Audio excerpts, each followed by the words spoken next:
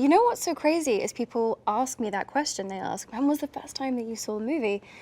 And I think I saw it when I was so young, I can't even remember. I mean, the movie was released the year I was born.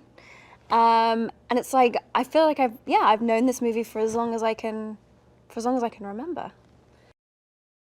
I feel like I'm in an incredibly unique and special position. I played Hermione Granger in Harry Potter, who was one of my kind of like childhood heroes growing up. And then I also got to play Belle, who is another one of, you know, these characters that really kind of dominated and characterized a huge part of my childhood and my growing up. So it's really special, and it feels like I definitely felt pressure because I know what she meant to me as a young girl, and you know, she's kind of sacred a little bit, and yeah, you want to, when you love something that much, you really want to do it justice.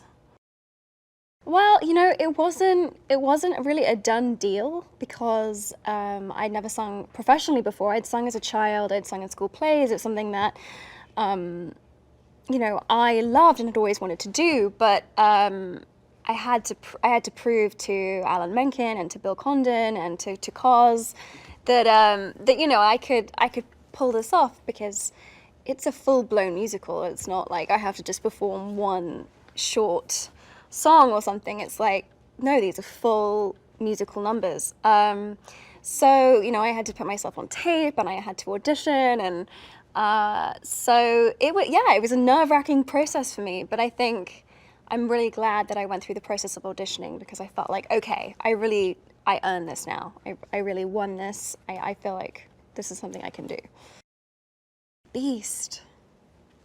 Like I feel Beast and Belle are two parts of the same whole, and I remain and throughout the shoot was fascinated by Beast and his darkness and his torment and his redemption.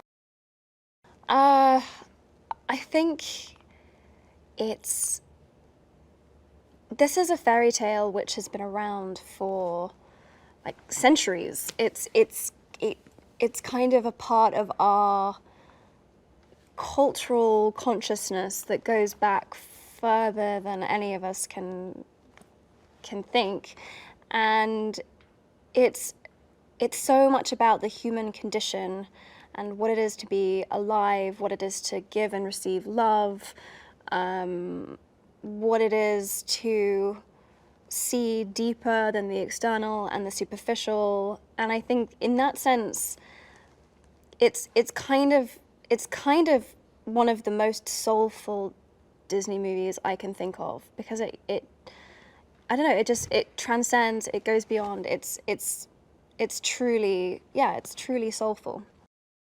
There are so many moments from this movie that are so iconic, and the dance is one of those. And so Dan and I were like, wow,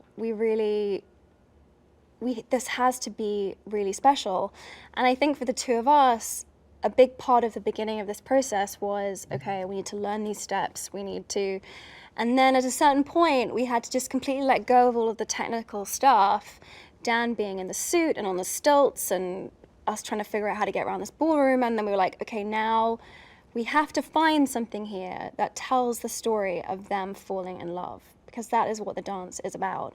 And it's a waltz is just like, is the perfect metaphor for that, because you're out of breath, you're like kind of spinning, and you're kind of off balance, and you're relying on your partner to keep you in time and keep you in step. And it requires such teamwork and such trust that it just, yeah, it tells the story. And we wanted to give it all of the feelings of those initial butterflies and apprehension and sense of being completely out of control that you feel when you start to fall in love with someone. I think what works so well about this film is that, as I've said, it has this incredibly deep and soulful element, But the other reason I remember wanting to watch this movie as a child was just that it was funny. It was just like constant wit, humor, sarcasm. Yeah, just really kind of like, yeah, just had a great sense of humor throughout. And so it's characters like Cogsworth and Lumiere and the dynamic between the two of them, and you know, just kind of that whole ensemble cast that lift the whole thing, and yeah, and make it really, yeah, just like joyful to watch. A big part of me creating Belle was working with Jacqueline Duran, who was the costume head, and it really helped me get it, like, really understand who she was as a living, breathing human version of Belle, and not just an animated character.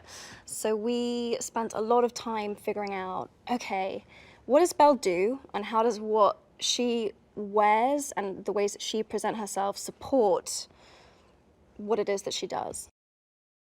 We know that Belle loves to read, you know, how she's the kind of person who'd have at least 2 books on her at all times. How does she do that?